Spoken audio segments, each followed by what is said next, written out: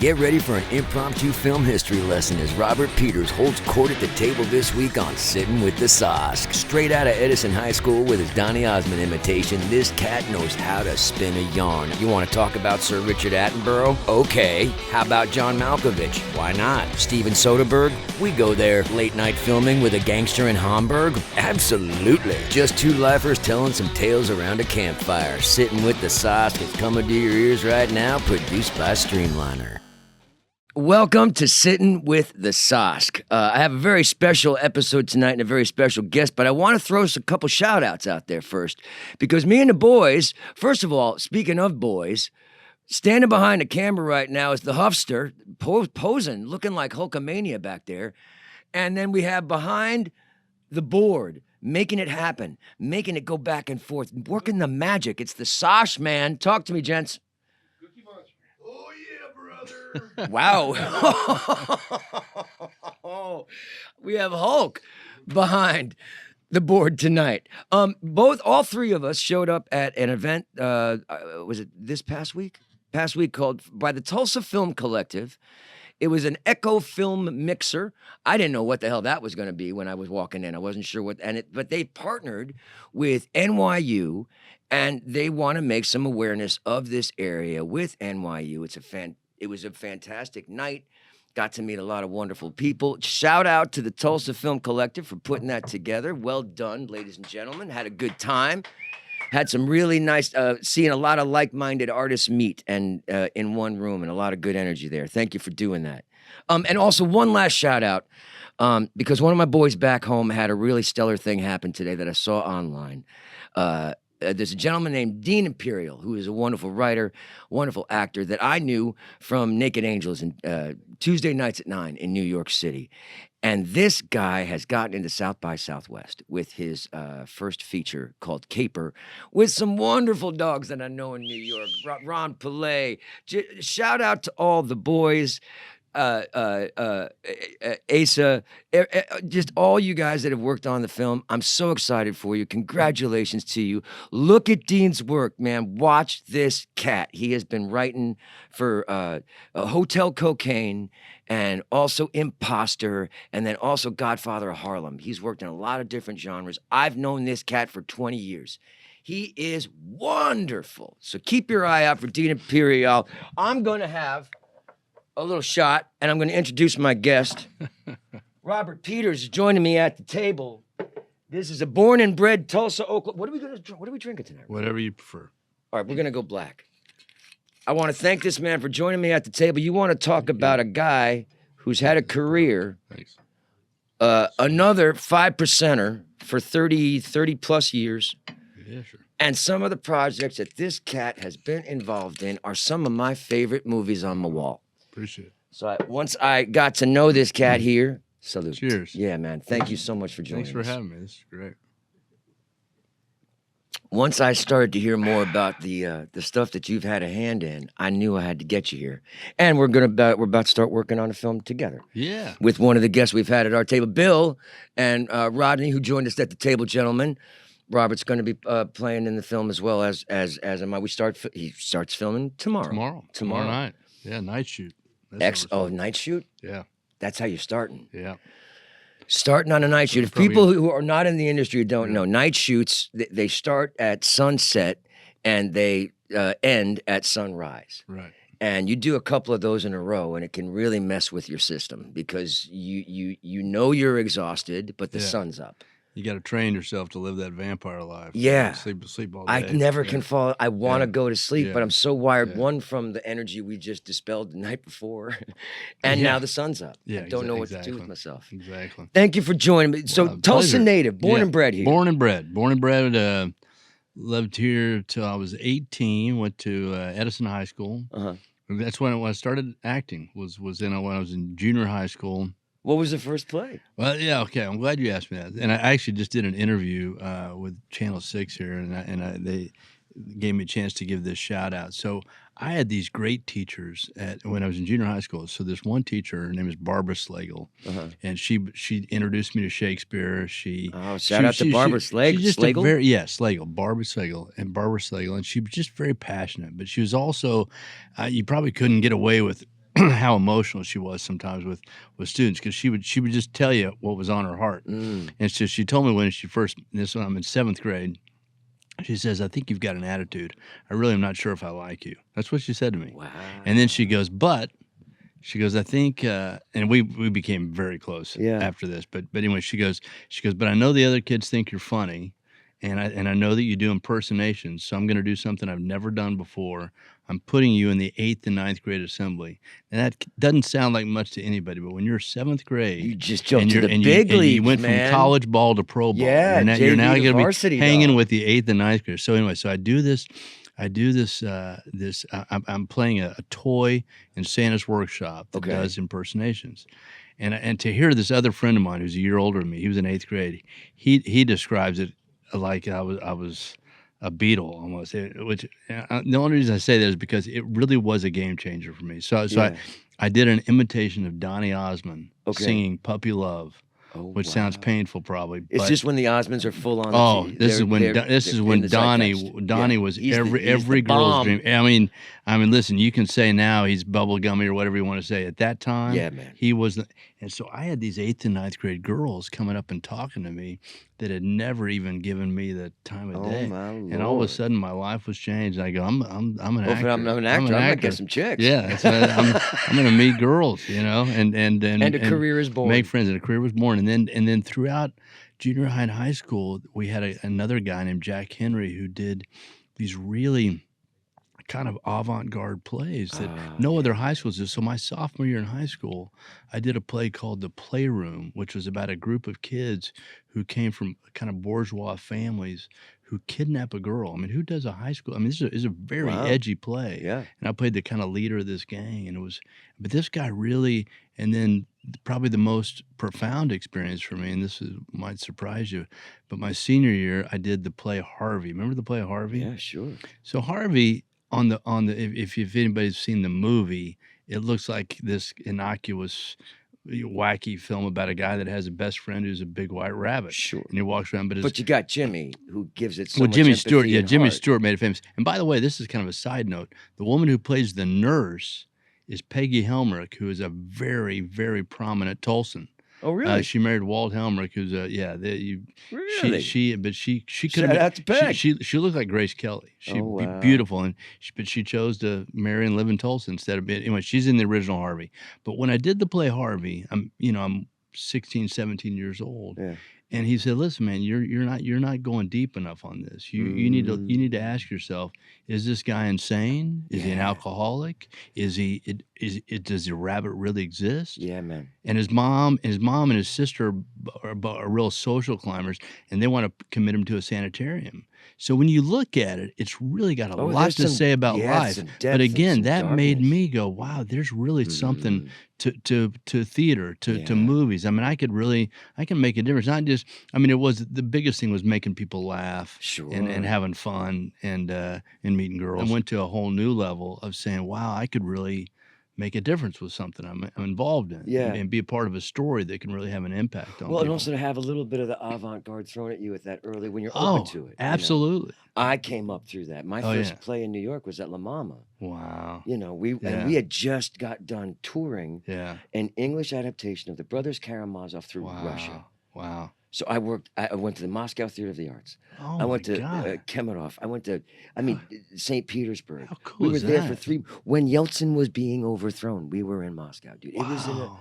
life-changing experience. Well, I want to give a shout out Oh, too thank to the people who, I mean, maybe your audience knows, but Naked Angels. When you told me you were involved in that, I think I told you that Yeah. had become friends with Matthew Broderick, Yeah, and so man.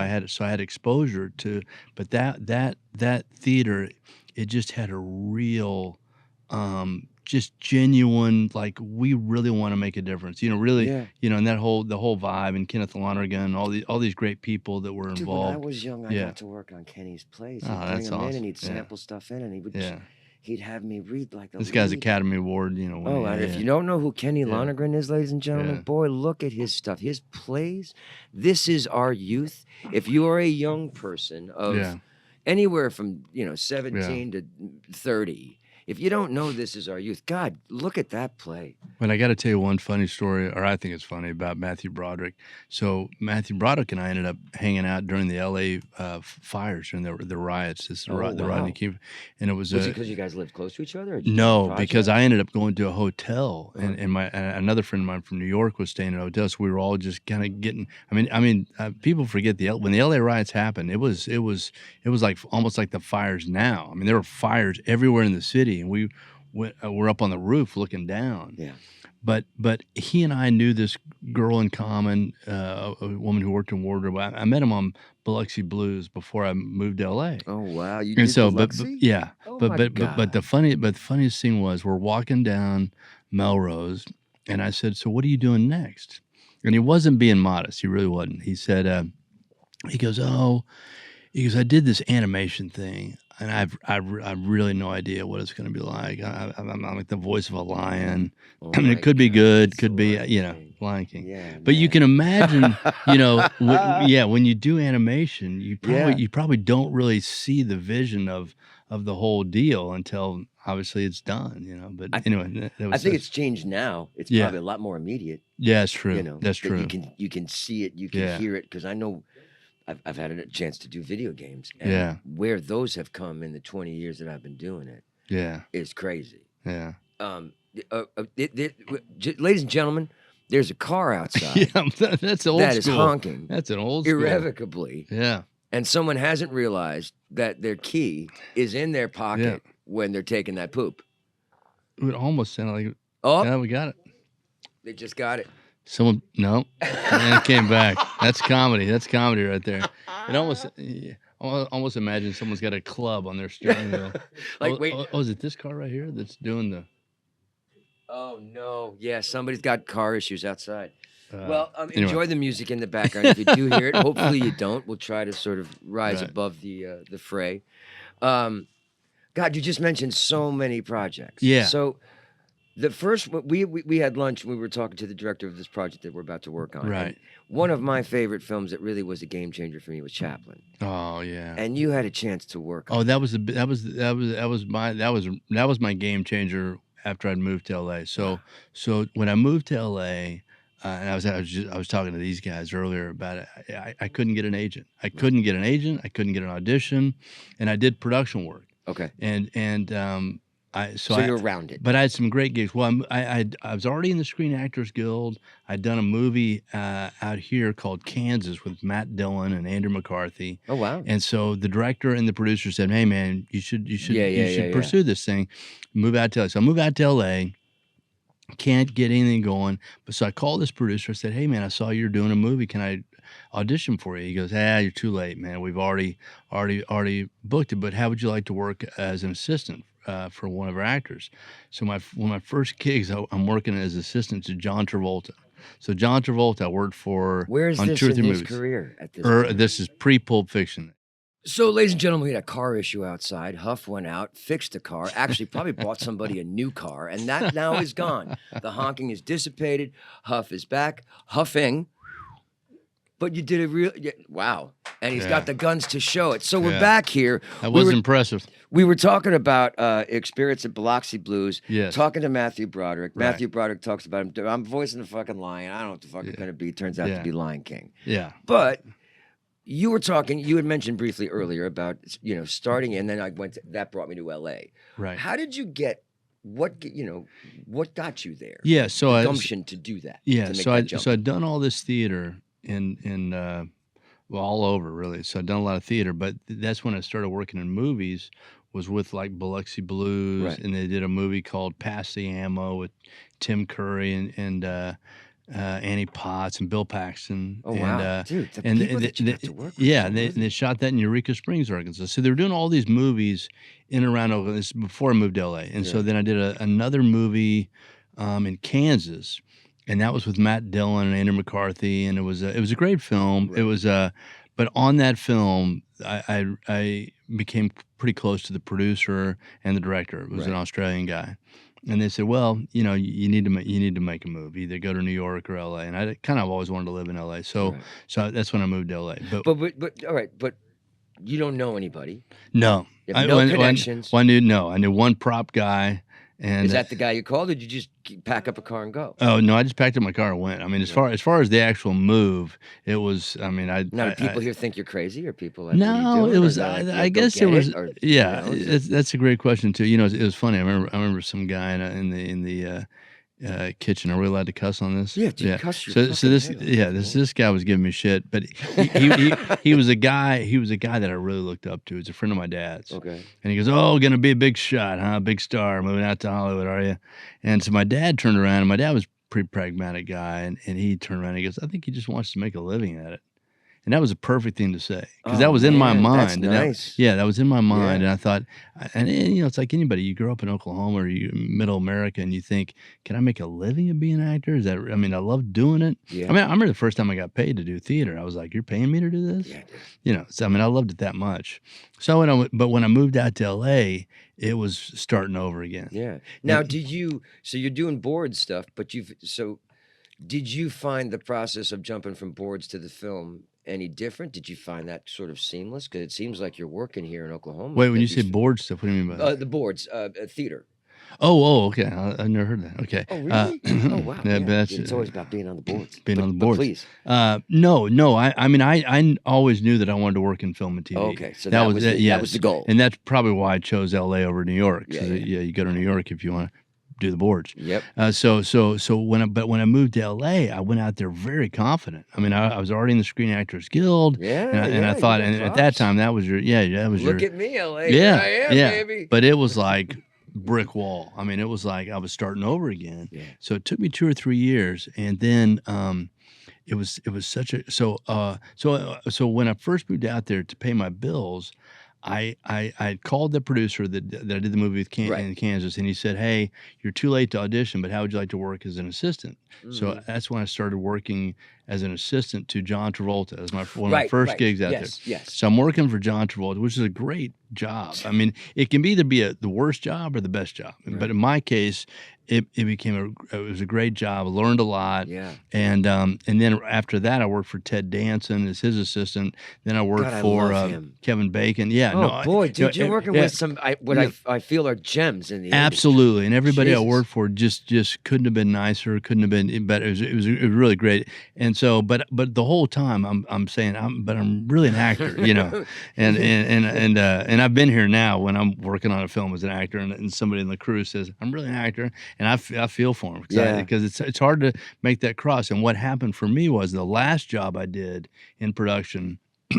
I was an assistant to a producer, and this guy was a big producer. He went on to produce Lord of the Rings, and Oh, wow. yeah, so he's Shit. big. But he got my sense of humor. He liked me, Yeah. and it was cool. But again, I'm saying, well, let me be in this movie. Let me act. But and they kept saying they were going to try to do something. So finally, I put myself on tape, Mhm. and I gave it to the casting director. This guy was a New York cat. You probably know him. Remember Lou DiGiamo? Yeah. Dude. Yeah. So yeah. Lou was a tough dude. Yeah, So dude. Lou Wow. was casting it, Been a long and time. it made him laugh. It was a comedy, which is Oh, good. So yeah. it made him laugh. He showed it to the director. Showed it to the producer that I was working with, then showed it to the director, and the director said, "Okay." So that was so the first movie I booked was a movie called Wilder Napalm. Okay. That Vince Gilligan, the guy that created Breaking Yeah, Bad, yeah. that was his first movie that he wrote. Wow. And so it was with Dennis Quaid, Deborah Winger, and Arliss Howard, and a lot of other great character actors. Yeah. But I worked for 2 months in Florida. But I want to tell you this because you had mentioned when we had lunch Yeah. how much you love Chaplin. Yeah. So the same week that I got that job, I had done what I call these pay-to-play things, which are you go in Meet a and casting director. you meet do a casting director. monologue, Yeah, blah, a blah, lot of blah, people you think hope they're you- bullshit. Yeah. I mean, I can say my first big job this Was from same one of week those. was Yeah. from one of those. She this casting director who I thought I sucked. Yeah. I thought I did my thing, whatever I did, and I just thought I was terrible. And 6 months later, BJ, she calls me, and she goes, "I'm bringing you in for this movie, Chaplin." So I go. After doing an audition that you thought sucked, 6 Oh yeah, months later, yeah, someone just yeah. that's So I go into great. Chaplin. I've got my script, and I'm nervous. And there's who later became Lord Richard Attenborough. I think Yeah. at this point he was Sir Richard Attenborough. All these very very British group were at a hotel. I think is where they had the audition. And I go in, and he goes, So he goes, well, how's your week going? He called everybody Deerheart. He goes, how's your week going, Deerheart? And I said, well, it's going great. I just booked my first movie down in Florida, blah, blah, blah. And he goes, I think your week just got a little better. It's a bad English accent. Yeah. But he goes, I didn't have to read. He just goes, you're in Chaplin. Welcome to Chaplin. I just walked in the. And I was like, room. holy mackerel. God, so then the day, and he treated everybody. I think you were asking about what it was like. He treated everybody like you were the star. So I go in the day, and he loved this because he was an actor. Yeah. So I go in the first day, and he goes, "Dear, do you have any questions?" And he's sitting with me, and we're just hanging. I'm thinking, and I said, "Well, I'd love to ask you some questions about The Great Escape, which is one of my favorite films." Oh, man. So he starts telling me stories about McQueen and James Garner. James Garner's an Oklahoman, by the way, one of my heroes. He goes, "Oh, Jimmy," and he talked about everybody. Anyway, this guy couldn't. Oh, and then this, I got to tell you this, because this is what every actor dreams of when you get the treatment from both sides. So I'm now doing this movie in Florida, which it's a big movie too. So I'm excited. So wouldn't you know, Chaplin only had one day on, but then they decided to add another day. So I'm down in Florida, and I'm going, I'm not gonna be able to do. I'm gonna get cut from this thing. So the AD goes, we're gonna let you go, and so I fly back to LA. Now I've got a Burr haircut. Now in Chaplin, I have a 40s haircut. The scene that I have is in The Great Dictator, which is it was a cool thing. It was Life Imitates, because it's the scene where Chaplin is speaking for the first time on film, and I'm the camera guy. So, but anyway, so I go back, and I'm standing there. And this AD has become one of my best friends. He's still one of my best friends to this day.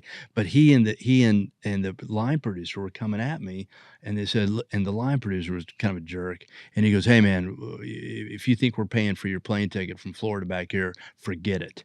And I was like, "Listen, I could care less. I'm going. I'm just can't believe that they're going to do my hair. It's going to work. Yeah, I got a Burr haircut. Yeah. And they said, don't worry about it. And these were everybody on Chaplin was like top of the game. Wardrobe, hair. I mean, these people did my hair in like 30 seconds, and I'm going, I couldn't even tell where my hair began. That's amazing. But the coolest thing about Attenborough was, and this is why he loved actors. You could tell he loved actors. Yeah.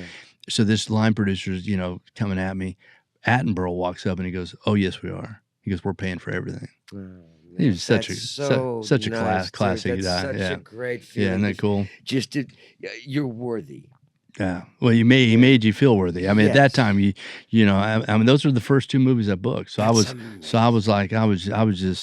really did. I felt very honored to be on those. Yeah.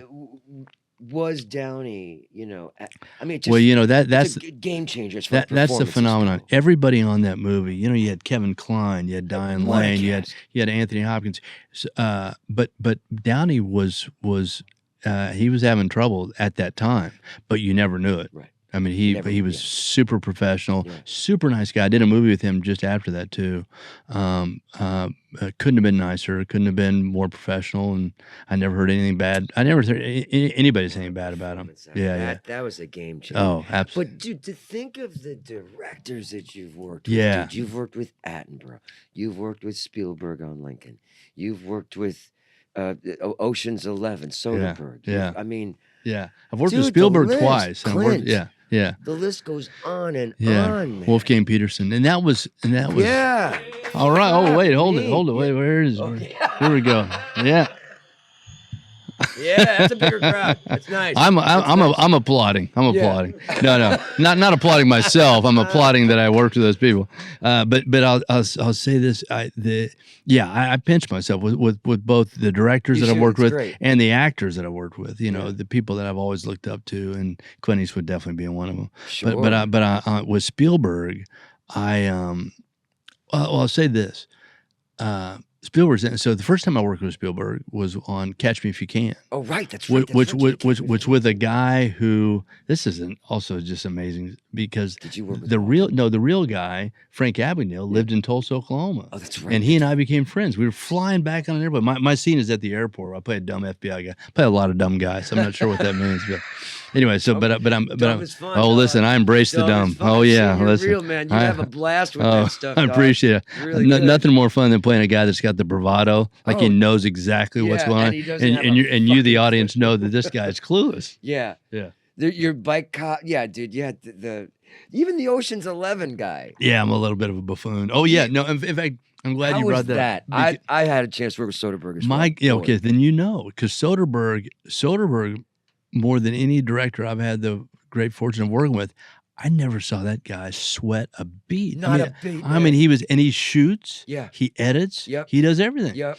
So my goal was to make him laugh behind the camera because he's behind the camera. So I go, because he let us improvise a lot. it's We so much we improvised. I worked 5 weeks on that movie, believe it or not. I mean, you don't see me that much, but it was enough time. I got to go to Vegas, and that was that's probably one of the most exciting, fun man. jobs. Yeah, and great, of course, great people on that. But Soderbergh was amazing, and then. Because you were hanging with Garcia, probably. Yeah. Right, He- Garcia was in your scenes. yeah. And that was the other thing too. So like you have actors, directors, and you have, I would say, more technical directors. Like Attenborough, I would bet you wouldn't know a lens if it hit him on the head. But when you've got a DP like Sven Nykvist, if you You're know that, good. yeah, you pretty much don't need to worry about the Yeah, you camera. put your team together. Right? Spielberg maybe does both, but I think Soderbergh even takes it to almost another level because he's a DP on it, and I think he maybe even edits predominantly, but he's also a great actors director because my stuff was with, if you saw the original Ocean's 11, which was basically an excuse for Sinatra and Dean Martin to have to drink in Vegas. I mean, there was no story, there was no acting. It was just like, hey, okay, great, you know, let's heist. let's rob Sounds some good. casinos, yeah. But the reason to me the Ocean's 11, especially the first one, had the most appeal was because Garcia, you believed he was a jerk. You got to have the villain. Yeah. You got to have the guy that you're rooting for, Clooney and Brad Pitt and all those guys. Yeah. And by the way, when I got on set, I mean, most people were excited to meet, Clooney and Pitt and Julia Roberts. I was like a kid meeting Carl Reiner. Carl Reiner was a hero of mine. I mean, to me, created maybe one His of the mind, biggest boy. pioneers of television. Oh, I mean, boy. and very funny guy. Couldn't Ladies be and nicer. gentlemen, if you don't know who Carl Reiner is, go find out who Carl Reiner is. Yeah. Because he's the godfather of so many things that Created Dick Van Dyke Show, the and things that you watch now are derivative of these things that he created. yeah, Steve Martin, a lot of stuff with Yeah. Steve Martin. Yeah, he's amazing. But so that was so when I did those first two movies, right after that, and this is kind of, you'll probably appreciate it as an actor. So I still don't have an agent. So I get those two movies, and then I called that AD friend of mine, and the one I met on Chaplin. I said, "Hey, what's What your do I do now? what's your next movie?" Well, no, I'm tracking them. I'm tracking everybody because that's my only way in. Yeah. And he goes, I'm doing this movie called In the Line of Fire. Oh. And it's with Clint Eastwood. It's got John Malkovich, and it's a German director, Wolfgang Peterson. I said, "Can you get me an audition?" He goes, "Yeah. Let me call and see if I can do." So he gets me an audition, and I go in and I'm playing a duck hunter. Yeah, no. And so, See, and you're doing yeah. that duck hunting scene with fucking John Malkovich. Yeah, and by the way, I wrote half that scene, and this was a very cocky thing. But I improv is my thing. I mean, sketch comedy is my thing. So, but imagine going into this, and you probably had some hard auditions. But I'm sitting out in the waiting room, and these were at the time the biggest casting directors in the business for a long time. It's called the Casting Company. Janet Hutchinson and Jane Jenkins, and they cast Spielberg's, Ron Howard's, everybody's films. So I'm sitting out in the waiting room, and she goes, and I can hear him. She goes, "Who is he again?" He goes, "Oh, he knows somebody in production. Robert, you ready?" I go, "Great." Oh boy, they're excited. They're excited. Yeah. And I'd already heard from my buddy that they wanted to hire both actors from New York because it was shooting in Washington D.C. So I'm thinking, the chances of me getting this is about whatever. But that was probably. But I kept my fuel you head. needed. I kept my head, and I loved this role. And I changed the dialogue. So I'm improvising stuff, which is pretty cocky for the audition. Yeah, man. And they loved it. Oh, that's And great. they loved it, and that movie really almost to this day is a calling card for me. I mean, a lot of people It's a great because fucking they used, scene. you know, it's only one scene, I but know, they but used it for all the dude, marketing and all that yeah, stuff. man, So it and packs an Malkovich impact. is just like, you know. What was so all right? So you're walking on. So you have 1 day on set, 2 days. Well, I was there for a week, but yeah, 2 days of working. I So you think. got 2 Yeah, days, yeah, and something like that. when you're about to go to set, do Yeah. you know it's Malkovich, right? Yeah, oh, yeah. All right.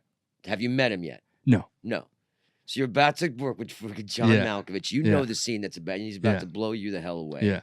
But in this whole, what is that? Well, two things. So again, because I felt confident that they liked. Obviously, I'm there now on set. Yeah, yeah, And I yeah. like so we went to rehearse it, Okay. and we're rehearsing it, and the writer, who's a great guy, and I never knew what happened to. His name was Jeff McGuire, great guy, and he's right. And so we do the rehearsal, and I'm like the original script said, "Do you mind if I shoot it?" And I said, that's not how a good old boy would say it. I said, "Do you mind if I give her a little dance?" And so anyway, dude, so a few little yeah, things. man, authentic. So Malkovich is there, Wolfgang's there, but the writer's there. So the writer's behind me. So I'm equally making sure I don't offend the writer, but also but to your point, I'm hoping Malkovich is going to be liking what I'm doing too. Yeah. But we do the scene. And the director goes, "You know, the writer is right behind you, yeah?" And I said, "I know. I'm waiting for him to hit me over the head."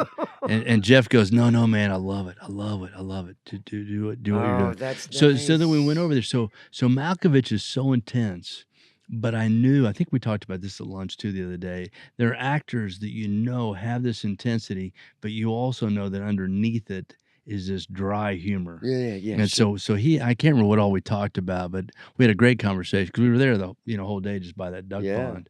And the one thing that he told me, which was, I asked him, I said, what movies had the biggest impact on you, on your life? He goes, "Oh, hands down, The Killing Fields." Right. He goes, "It changed my life." Wow. And so after that, one of the last trips I went to Thailand, I went to Cambodia, and I went to the Killing Fields. And to go to the Killing Fields in Cambodia and Phnom Penh is like going to Auschwitz. Yeah. I mean, you are reminded of it's just overwhelming. You can't imagine it. And that's 1975 to 1980. Wow. The Pol Pot was doing basically what Hitler was doing. Wow. Yeah. I never. Yeah. Thailand is a place that really I've Yeah. heard nothing. That's but, I want to make a movie there. Oh yeah. And I want to shoot it partly in Oklahoma and partly in Thailand. Oh wow. Yeah. Are you writing something? Yeah, I've written it. We'll see. Yeah. I'm all Well, talk. you know I got I'm the all talk. sandbox. Give me your talk 10 right now. pages. Yeah. I'll have everybody. I might read it do up there. might do that. We'll see. Yeah. That's what I love about it. Yeah. Those moments where you don't. I with Reservation Dogs when I got it, I'm getting my chance to work with Hard Joe. I'm so excited to be on the show. yeah. I'm a huge fan, Oh.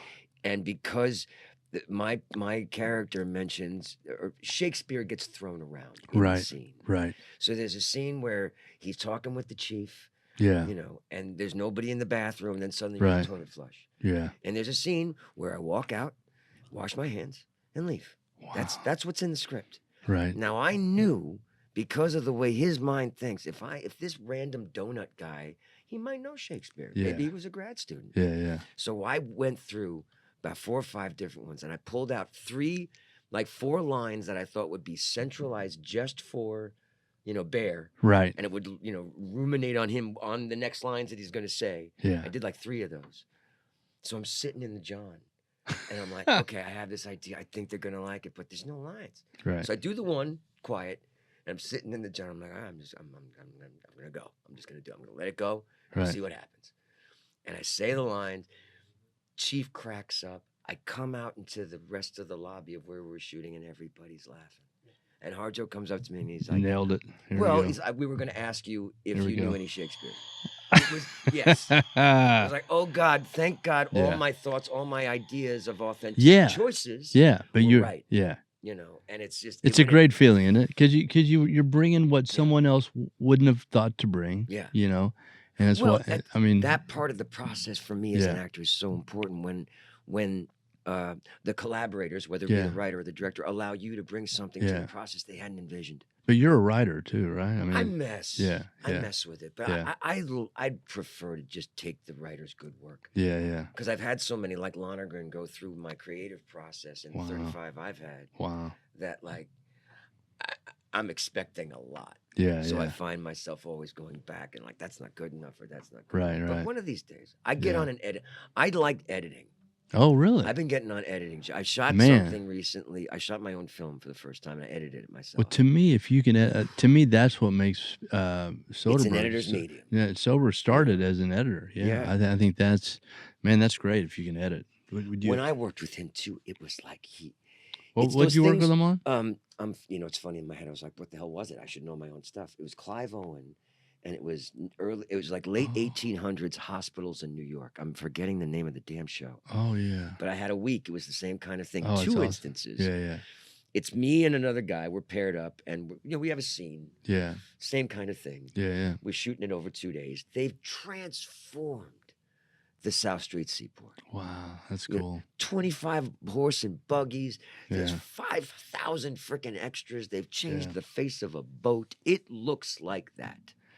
Wow. And we do our scene, and I had not as many lines, and then there was someone who had to open up a safe and had more of a central dialogue. I was just more, ancillary to the scene. And this cat went up on his lines. He's got to do this is something. If you have a physicality in your piece, if you're going to do an actor, practice it. Do some sense of physicality, because this guy, all he had to do was lean down, open a safe, open a handle, and bring something up, and he couldn't. And Soderbergh it's okay. Let's just do it again. We'll just do it again. Never raised his voice. Yeah, yeah. But there was something about Yeah. let's just do it again. Yeah. You could see the flop sweat happening on this guy because he Yeah, was overweight. yeah. Oh my God, I felt for this son of a bitch so bad. Oh. But you never would have known it. Yeah, never, he's so solid. I mean, I remember because Andy Garcia felt kind of insecure about trying to. He had this, and he goes, I don't, and I do this all the time. I would second guess anything, but he goes, I don't think. And Soderbergh goes, no, you got it. But it said it in such a way it wasn't dismissive. Sure. It wasn't coddling either. Yeah, but it was just direct. It was just right. It was just a confident director saying, "You got it. You nailed it. You did it." And I know we're gonna have to wrap it up at some point, but what we've been doing is something called Tales from the Take. So okay, one film, one take, one scene, whatever, a take that you saw something happen, you did something that you took with you and put in your pocket that serves you well throughout. I'm sure you got tons of them. I do. I mean, But give me a good one that comes to I'm mind. gonna say because especially since I want to continue to make films Yeah. of my own. So the last feature that I directed was in Germany, Mm. and the film was entirely improvised, like 100%, no script at any time, Well, how did? and it was a musical film. I could tell you a billion stories, but here's the scene that's the and I just had a conversation with my lead actress who I hadn't talked to in a while.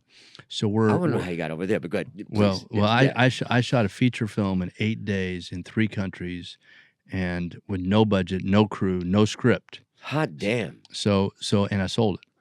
So Smell you, Nancy yeah. Drew. yeah. So we're at the hotel. Yeah. Where's the applause button on that one? Yeah. I think we're gonna move to makers for that. Go, please. Okay. Continue your story. So this is a true story that so my lead actress is a stunning German actress, and she couldn't have been better in terms of just because we're just running and gunning, and she just had a great attitude about it, and just very went with everything, and also she didn't have a big background in improvisation, but she could. I'd tell her the beats of the scene, and she'd just do it spot on. Yeah. But we're coming back to a hotel late at night. We've been shooting all day. We've only got a week to shoot this whole film. Okay. Come back. This guy walks out of a hotel room. He's got a scar down the side of his face like this. And he sees my actress, and his face just lights up. She's a beautiful woman. Okay. And she goes, hey, and they hug each other.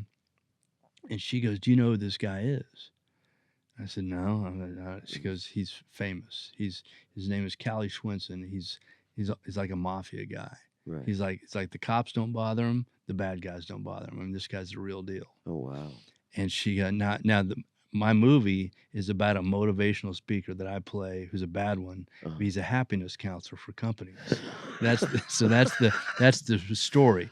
So she goes, "Do you want this guy to be in the movie?" I said, "Yes, I do."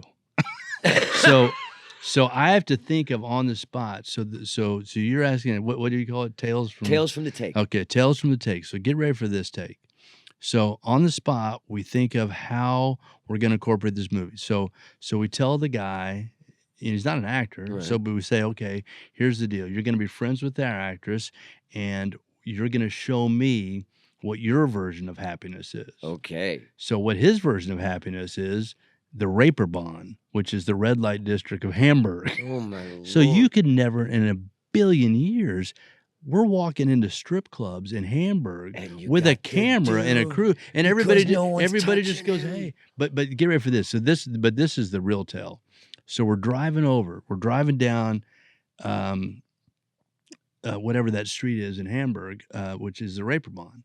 Now, I guarantee you, this is like driving down Sunset Boulevard with traffic, or pick a street in New York, or pick Peoria, Broadway, whatever. So we're driving down. We're Peoria. driving. I'm just saying, it was a very busy area. So this guy gets cut off by somebody. Okay. Which you don't want to cut this guy off. So he is livid.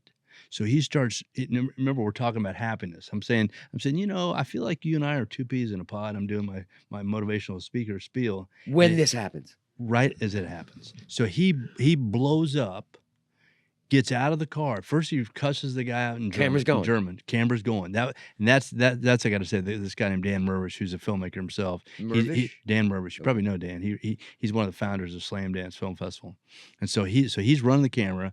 My actress is in the back seat too. And I'm sitting in the front seat with this guy. So this guy gets out of the car. Now he's not a big guy, but he's like a pit bull. I mean, he's really tough. So this big, huge guy comes over and is gonna get in this guy's face. And so with 3 punches, camera's still rolling, 3 punches, this guy takes him down.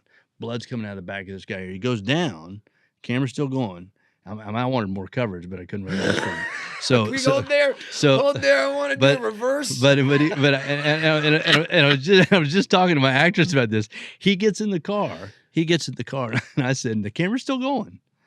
I said, Kelly, hostility comes from a deep place. And I've got a chapter in my book that I talk about driving and rage and now the actress is in back going, don't do it. He's gonna get you. Yeah. And his face goes, he's looking at me like, am I mocking him? Uh-huh. And so I think one of two things saved my life. One, his English wasn't that good. Yeah. And secondly, I think he remembered we were making a movie. Right. Because otherwise, I'm a dead man. Right. So then we go into these strip clubs, and that was the amazing thing. So the second time I almost lost my life that night, but we got on camera. We're going to strip clubs, and everybody knows this guy. So we're going and shooting. We go into some S&M club, and again, my guy's a motivational speaker, so he's making analogies out of everything. But we go into this other place. So I said, listen, man, we're not paying anybody anything. We got no money. Yeah. So I said, I'm happy to buy everybody drinks, of course. So he starts buying everybody drinks. Oh, like the whole now we're out in the alley, 3 a.m. He's pissed now because I said, I told the actress, I said, listen, man, I can't buy everybody drinks. So he looks at me, he goes, you know how lucky you are right now. I said, I do know how lucky I am, but I can't. Anyway, we resolved that. But and then he he was like, dude, you got out of there with your life. Yeah, and later on, I didn't know what he was. No scar. Why? Oh yeah, exactly. No. I'm he's the kind of guy when you shake his hand, the blood comes out of your head. Oh my Lord. So, but also when we finished the edit, I didn't know. I was kind of like that too, actually. I didn't know what he was going to think of the movie. I mean, it makes him look cool, right? But we got the fight scene in there. We've got the whole. Oh my God. And he loved it. That's fantastic. Yeah, no, it's pretty cool. Just run what the world is throwing at you. Yeah. I think that's the key. I mean, you mentioned at the beginning of this thing, yes and. I mean, yes that's the bit, and that was the best yes and. I mean, that was like for everybody because we all stayed in it. Wow. And we made it work. You know? How did you find yourself in like German? So I was being flown over there with 3 films. Two were short films. Right. You mentioned South by Southwest. Yeah. So and when the other was a feature film that I'd done with Dan Mervis that Dan directed. So, but the short film I was excited to show, and I premiered it at South by Southwest. I produced it and started it with John Stamos. Oh wow! It was How about. did you know John? I knew him through. I worked on another film, and the writer was a friend of mine, and knew him, and so. But it was called I Am Stamos, and you might have. It was about a character actor like me, Yeah. who yearned to be the leading man. I wanted to be the leading man, so I make a wish at my birthday party to look like John Stamos, and all of a sudden now on camera I look like John Stamos. And Stamos is Yeah. playing you. Yeah, and then I got to kill him, of course. Oh my God! But Can you see this anywhere? Yeah, it's online. It's on YouTube. right, I am Stamos. We're gonna figure out. I'm a about way- 40 pounds heavier, We're- but we're- I did it for the role, Of course, Yeah. and you look fantastic. Yeah, thank you. Man. We're gonna figure out a way to put some of these films Okay. on, so Okay. that Oh, some cool. of you. I've just been staring into your baby blues. I haven't looked Oh. at the camera at Oh, all. talk this to me, whole talk to fucking me. Interview. Talk to me. It's been exciting. Yeah. We're gonna put some of those films that he's been in, so you can see them. Look at this man's IMDb and just think about all the places you could connect the dots through the film world of the places that he's touched and the things that he's learned from. And he just continues, which I think is so important. Remain humble, keep doing the fucking work, and just showing up, man. Yeah. And being Yeah. open to it. It's Yeah. a pleasure to have you. Thank Thank you, you for man. all the tales. Thank you. And I love you're doing this in Oklahoma, Thank and you. I love that this is hopefully the beginning of a lot of things that come to Oklahoma. I coming to don't Oklahoma. want to say that Yeah. like I'm the only one that ever, Yeah. I'm not the beginning. I'm trying to Yeah. continue the things that have started here that people might Yeah. not have known about. But Yeah. I'm setting up roots here. Yeah. And I want to meet more of the people like Yeah. yourself in the field, in all Yeah. the different fields, and get us more together, Yeah. and get collaborative and spin yarns. Yeah.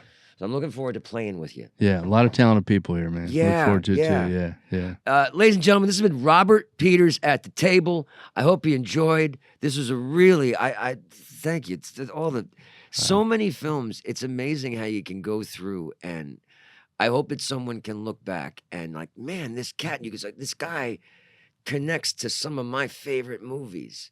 So he must be doing something right. I hope that that could be said about me someday. I as well, appreciate it, And man. keep Thank you. doing the good work. Thank you, man. And keep praising Oklahoma. Thanks Yeah, for you joining us got at the table. Ladies and gentlemen, we'll be back next week. I want to thank Robert for joining me. I want to thank Huff. I want to thank Sash. I want to thank that guy out there who was letting his car beep so we could see Huff run out there. And yes, thank you. Peace out, everybody. We'll see you next week. This has been Sitting with the Sosk. I'm PJ Sosko. Peace.